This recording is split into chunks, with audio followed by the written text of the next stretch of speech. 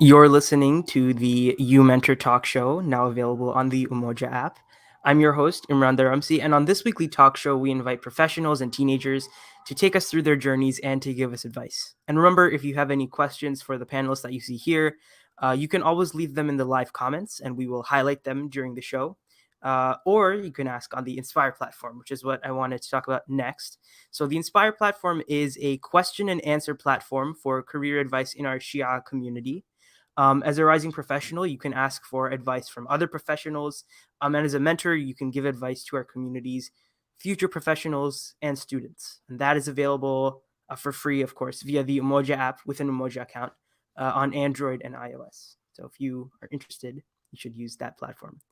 One other thing, we are able to share stories of inspiring students, professionals, and community organizations only because of the generous support of viewers and listeners like you. So please consider supporting our show at umojaoutreach.org/donate or through the Umoja app in the donate tab. Every little bit does actually go a long way in opening career doors for our youth and connecting our communities. So we thank you for that. Now, on to today's speaker. Today's speaker is Hanna Kassim. She is an immigration consultant who graduated with a BA in Urban Studies from University of Toronto in 2019. And she went on to receive an immigration consultant certificate in November 2020 and passed her licensing exam in May 2021. So we'll definitely be talking to her about that transition. Um, she enjoys reuniting families and assisting those who have been taken advantage of in the immigration process. And Hannah's hobbies include painting, art, kayaking, and hiking. So let's introduce our speaker. Assalamu alaikum, Hannah. Alaikum assalam. So nice to see you. Thank you for being on the show with us. Thank you so much for having me. I was so Of happy course. when you reached out. Yeah, I'm so happy when you agreed to come on and gave us your time like so generously. Um, So if you could maybe start, I know I did a little bit of introduction already, but if you could just do a little bit of an introduction to yourself and your education and kind of how you ended up in immigration consulting. Sure. So I went to the University of Toronto in Scarborough, did my bachelor degree there. I did major in human geography and city studies. Mm-hmm. And then afterwards, while I was in university, I started working at a legal immigration office. And I started as just like an administrative assistant. And that slowly developed. And long story short, I changed my, I guess, career pathway and decided to do immigration consulting instead. So now I Right. work at WOW Canada Immigration, and it's an immigration legal office. And yeah, I work as an immigration consultant. Okay. So let's take it step by step, maybe. So, Yeah. what is human geography and or city studies or urban studies? What does that entail? What does that mean? Sure. So it includes the study of how cities are shaped and planned and how to Mm-hmm. make them more accessible to different communities, how to make transportation more efficient, how to just make life more livable within urban settings. So that also includes affordable housing. And it's definitely something I am still passionate about, but yeah, that is what I studied. Yeah. Okay. And what drew you to that, like to study that specifically? Honestly, after high school, I had no idea what I wanted to Mm-hmm. study, but my sisters both went to University of Toronto and they both major, like one of their majors was city studies. And I would always hear them talk about it, and I thought it was Right. interesting. And I was eligible according to my credentials, so I was like, I might as Mm-hmm. well give it a try.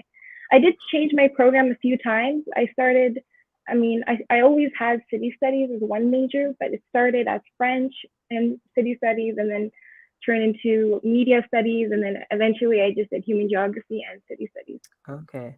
Okay, that's interesting. Yeah. Can you talk about I know we're gonna definitely talk about after college, but during college, what was that process like kind of figuring out what you wanted to study and getting very I know you said you were very involved with like your major. So can you talk about that specifically? Yeah. So in my second year, I joined the Geography and City Studies Student Association. And so it's a departmental student group that helps students in the program. And that was a big factor for me in getting me more involved and passionate. So while I was in my while doing my undergraduate degree, I was involved because of that. And I also, I was an annoying student who would always speak in class and Mm-hmm. volunteer to do things. But yeah, it was a great experience. I got to go to a lot of events and plan a lot of events and connect with different professionals in the field, and I got pretty close with my professors as well. So that Mm-hmm. was a great experience. And, considering all the effort I put in, I did. You would think, she's going to get a job in the field Right. after Yeah, she exactly. graduates. Mm-hmm. But I think I could have if I really tried harder. And I mean, to work in city planning, you have to be licensed. So I would have had to do my master's degree as well, and I was considering applying for that until I did decide to change my what I was doing. Yeah. Hmm. So let's talk about that. When you decided to change away from city planning, how did that hmm process begin, and how did you decide that it's actually not what you want to do? So yeah, like I said, I started working at the Mm-hmm. immigration legal office in my third year, and I was still very into urban planning, but sorry, yeah, I did start working there just as an Yeah. administrative position, and I would just do like Mm-hmm. part-time work. And I was doing city planning, and I just didn't see myself actually getting into a position in city planning where I would get to do the things that I love and be able to really make an impact. I would have to probably work many years kind of doing a data filling position, or it's kind of like a low level position. I mean, it's not necessarily the case. I don't know because I didn't really try, but I just thought it was impractical. And but I was still open to the idea because I was very passionate. So during this thought process, I hadn't really given up. But in my fourth year of university, I started working more at the immigration office, and I saw that Mm-hmm. I was good at the job, and it's I get to still help people and make an impact on people's lives. So I figured, why don't I just give this a try? Because it's something that's been presented to me, and maybe I shouldn't be so stubborn on what my career path will be. This is something God brought into my life, and it's working out for me. So why not give it a shot? Sure. I really want to talk more about that element of it, because Mm-hmm. I feel like once you're kind of studying something, and you especially, you were so involved with the student group, um, how did you kind of put all that aside and say that you're pursuing something different, and like it's okay to do that? Mm-hmm. Um, I was, I mean, it was, I don't think it was easy. I mean, I had Yeah. put in 4 years and a lot of money into studying this program. Mm. Right. Um, but I mean, I'd still use my degree in my further education and my what I'm doing now. So I'm still Hmm. very much using what I learned. But just the decision in changing, I guess, was just rooted in the fact that I really liked what I was doing at the time, or I'm doing now as well. So I just really was involved in my work, and I guess that kind of distracted me from the fact that I was just kind of ditching the other career path that I had available. So Yeah. I think that's really what made it easier for me because I really liked what I was doing. Okay. And there is one other thing. So you were talking about the extracurriculars you did during undergrad. hmm Um, even though you weren't fully decided on whether you wanted to continue pursuing city planning, like, do hmm you regret getting involved, I guess, so heavily? And why or why not? I definitely don't regret it because it Mhm. made my undergrad experience so much better. I mean, I made so many long life friends, and I experienced so many, like, we got to go camping every year, and we had so many Oh cool wow. events. Yeah, Yeah. we planned like large camping trips for each year Hmm. and I was able to meet so many professionals working in the field, and it was just very interesting meeting all these types of people that I wouldn't normally get to talk to if I wasn't in the program. And that whole experience definitely gave me better people skills and more confidence talking to others. I learned how to deal with responsibility because I was the president in the my third year, and then my fourth Hmm. year I was the senior advisor. So I was kind of responsible for the group, and it definitely taught me a lot. And it was a great experience. I would recommend anyone in their undergraduate degree to get involved. Right. So it's an experience in and of itself. It's not really that you'll regret it in the future. Yeah. Okay. Great. Mm-hmm. So I guess transitioning a little bit away from your undergrad, what is immigration consulting? Because we've thrown around the word a few times, but we haven't exactly Mm-hmm. told our viewers what it entails. Sure. So as an immigration consultant, you meet with people who want to or you consult people who want to immigrate to Canada, or people who are already in Canada and want to get their permanent residency or Canadian immigration.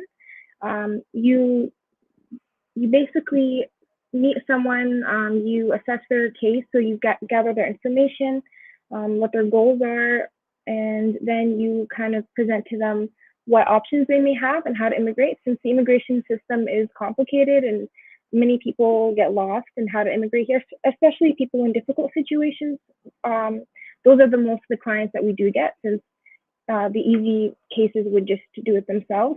And then, yeah, just helping them apply, um, assisting throughout the whole application process, communicating with the government, and then once they get here, helping them settle in and kind of settle in Canada. Sounds like a very complicated job because you're dealing with, I guess, such high priority cases. I mean, all of them are just, yeah. So I guess talk a little bit about that. How do you comb through all those complex cases? And as you said, like Mm-hmm. immigration law is super complex. So it must get Mm-hmm. overwhelming. Yes, it is certainly overwhelming sometimes. Hmm. I think for me, what's made it worth it is I work at a really great company, and my team members are very supportive. So we kind of work through things together, and it's just a very great team to have when you're working. Also, in any career, really, having knowledge and experience will make your life a lot easier. So put in the Hmm. effort to learn. For my case, I put in the effort to learn the different regulations and guidelines and manuals that are available to be able to do the applications properly, because you have Right. to feel confident. Yeah. Hmm. And I know you were telling me that recently they've changed the certification process for immigration consulting. So could you talk a little bit about that? I think you were saying there's some things you need to do before you can become like an RCIC. If you could take Mm-hmm. us through that a little bit. Sure. So, well, when I applied and studied, the procedure to become a registered Canadian immigration consultant was to first finish a certificate program at an acceptable college or university. Most of them were Hmm. at colleges.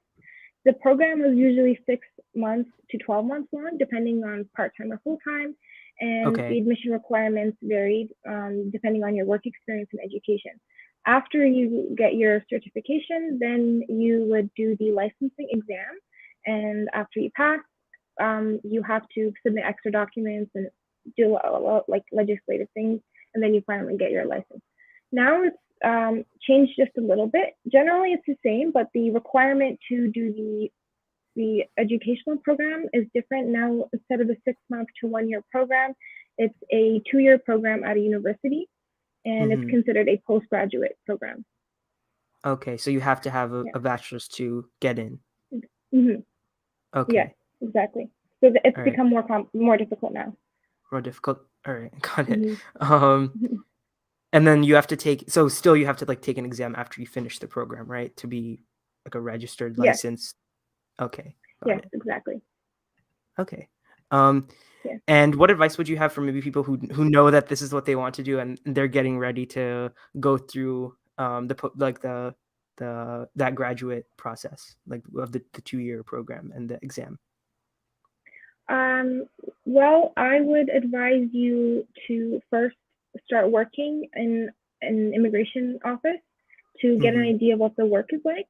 Most of my knowledge did not come from the course and just came from my work Oh, experience. okay. Right. Yes, especially with IRCC, which is Immigration, Refugees, and Citizenship Canada. They're the organization that you would work with if you want to immigrate here. They are a very interesting organization, and the best way to learn how to work with them is just through experience.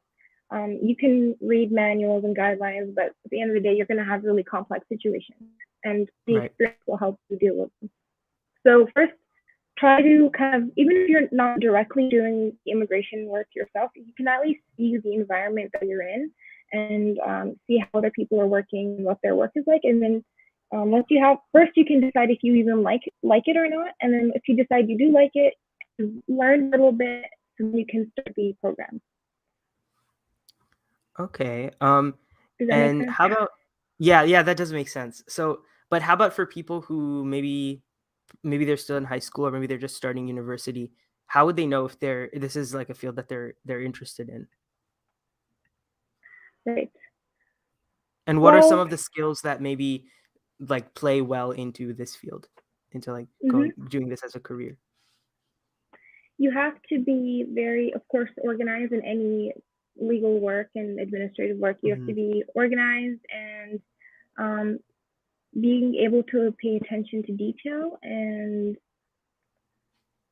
being able to work under pressure, because you're going to deal with a lot of really tight deadlines and difficult situations, people who have urgent situations. You have to be Hmm. very patient and understanding, especially because you are dealing with people, very important aspects of people's lives. And even if you're working with a really good person, usually when someone is paying for a service that is so important to them, they can be very persistent, and even the best people can maybe be difficult to work with. And you have to be understanding about that, because you know it is very important to that person. So you have to be on top of your work and just being able to work with people. And yeah. So when you go into immigration consulting, do you normally work for another firm or can you also open your own firm? And I guess what is the difference between those two things? Yeah, so as a licensed immigration consultant, you can open your own company and practice with your license, or you can work Hmm. under somebody else who has opened their own company. Uh, of course, there's pros and cons to both. Just in general, there's being self-employed and then being an employee. When you're self-employed, you have more independence. Your income may be better. You can control your own hours, stuff like that. But once again, you are dealing with very high liability cases, so Hmm. it's kind of hard to work through stuff like that by yourself. For me, I like working with a group of people or with a company, because I have so many resources accessible to me and Right. people to assist in the process. Okay. Um, I think and what, yes, sorry, sorry, go ahead. sure. I think what many people do, especially immigration consultants, is they would start working at a company, gain experience, confidence, and knowledge, and then they would open their own company. When I was in my program, my certificate program, a lot of my colleagues were saying that they want to just open a company when they get their license and start working, but they didn't have any work experience, and Yeah. they just had that certificate, which was 6 months long. And I'm in my head thinking, you're doing a disservice to yourself and to the people you're Yeah. working with, because just your license is not enough. You need to have some work experience. Maybe now that it's a 2 year program, it would be different because it's more expensive. But when the 6 month program was in place, I don't think that's enough to start your own company. Okay. All right. Yeah. Um, can I this we didn't really talk about this in the pre-interview, but can I ask, how about getting your foot in the door for the first time when you're working for one of these companies? Do you have any Mm-hmm. uh advice on how you went about that and maybe how other people can also go about that? Sure. When so my first job was at a different place, a smaller Mm-hmm. immigration company, and that I got my position there through a referral. My brother-in-law, he knew the employer and kind of said, "I know a girl who needs part-time work," and I was like, "Okay." He told me about it, and I was like, why not? I don't usually Yeah. say Okay. no when different opportunities come to me. And I didn't really know Hmm. much about her work. I had no idea. I had no knowledge of what the immigration system was like. Um, but I was like, let me just try something, because I had been applying to different jobs and it was really hard to get a place. And so I started just once or twice a week, and I was doing very minimal work. Just, well, I Hmm. was doing work, but very basic work. So filing documents, organizing Okay. things, supplies. And I guess what I would have to say is don't say no to different opportunities because Okay. you have no Yeah. idea what it'll turn into. Hmm. Because this job was just supposed to be temporary, but it ended up shaping my career path, right? Right. Yeah, that's good Yeah. advice. Thank you. Yeah. Okay. Um, and then how about in the future, for yourself? Where are you looking to take your career? I guess in the future, is it something you want to do long term, or are you looking to perhaps transition to something else? So I definitely want to stay in immigration consulting. It's something that I enjoy doing and I like doing, and Mm-hmm. I see that I'm good at. So I right now I'm working with Wow Canada Immigration, and I'm looking to continue working with them. And I'm actually thinking of expand. We're thinking of expanding, and I might go to Turkey and start working there because the Oh wow. license can be used. Yeah, the Yeah. license can be used internationally. Uh-huh. So I'm thinking to practice from there. Oh, that's exciting. Yeah. Wow, best of luck with that. Yeah. Okay. So there's one other topic that we were discussing during the pre-interview, which was your identity, and how it's played into your career path. Because you were saying that it was somewhat of a contributing factor in your switch away from urban studies. So could you maybe talk about that a little bit more? Yeah, sure. Well, when I was in my undergraduate program, the all the people I was seeing, who are the professionals that we were kind of seeing present, or all the professors that I saw didn't look like me. They looked like only one group of people, and I thought when I was when I was doing immigration and studying city studies, I thought, where do I see myself fitting in better? And I just Right. felt like working in immigration consulting suited me better. And yeah, Okay. yeah, I don't really know how else to word it. All right. Yeah, no, that makes sense. Um, And how about like the political aspect of it? Because I know you were saying that a lot of times in urban studies, there's like that comes to a head. So could you maybe Yeah, go into that a little more? Yeah. yeah. So the reason I was saying earlier I didn't see myself in a position where I would be able to really make change is because Hmm. although you can be a licensed city planner and you can give your professional opinion to the city or province or developer, at the end of the Yeah. day, the decision will be made based off of politics and money. And even if you give your professional advice, it will very often be stumped by that. And Right. I would have probably had to give into that as well, and it's just Okay. not something I resonated with. All right. Yeah, makes sense. Because often like when things go in the bureaucracy, they don't often come Mm-hmm. out. So yeah. Yeah, I mean, for Right. example, transit in Toronto is so behind, and Mm. so many people have offered um, plans and advice to make things better, more accessible, or more efficient, and it never works because of politics. And Hmm. even the people who attend the meetings where the decisions get made are there are only a very few people that actually show up, and they all look the same as well. So even if Yeah. they do try to involve the community that attends this meeting is not representing the actual community. And it was just, yeah, it was a very Okay. political process in Right. putting things Yeah, in I place. can imagine. I mean, and I feel like it's good to kind of realize that that isn't for you and just like kind of get away from that before I Yeah, guess you make it your whole life. I saw if I was gonna do this, then I would have had to put in so much of myself into it, and so much. Hmm. Um, I would have like so much of my energy and power would have went into something that would not necessarily have even worked or made an impact. And Yeah. I saw with my current job that I was able to directly work with people and directly impact their lives, and that just seemed like a better option for me. Hey, um, we are unfortunately almost out of time, but I do have another question before your Mm-hmm. final piece of advice. And that is, what is your favorite part of your current job? Like maybe if you could share a story for us that kind of sums up, your favorite moment at, you know, what you're doing right now. I I can't I'm pinpoint sorry for one putting you on the specific spot, but moment. No, it's yeah. fine. I think it would be hard to pinpoint one, but as you asked this question, so many individual cases came to my mind. There's so Mm-hmm. many cases that I've worked with that have been the person has either been totally screwed over by somebody else or is in a very sensitive situation. And Mm-hmm. my team and I would come up with very creative ways to help them immigrate or stay in Canada. And just those moments when we would get the approval, that's probably what makes everything worth it. Because Right. this person was able to get approved even though somebody else might have turned them away because their case was too complicated. Hmm. Yeah, that's meaningful. Yeah. Um, okay.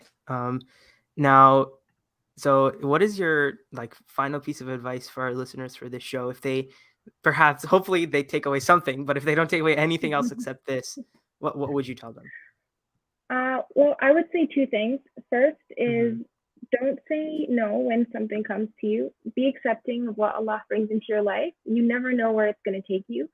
I went from city studies to urban planning, and urban planning fits so perfectly into my life now. And I mean, sorry, immigration consulting fits so perfectly into my life now, and it's something I can take abroad to where I want to move, which is Turkey, and that wouldn't have Mm-hmm. been possible. So, and I had no idea what my job would be. So, if you get presented an opportunity, don't be picky or stubborn. Just try it out, do your best at it, and see what comes out of it. And the second thing is honesty and hard work will always get you further. And I know that sounds very cliche, but especially in like the corporate world, there are going to be many opportunities for you to make somebody else look bad or be able to take credit for someone's work to advance yourself. And in the moment, it may seem like the clear, right decision. It could be very subtle. You might not even intentionally be doing it.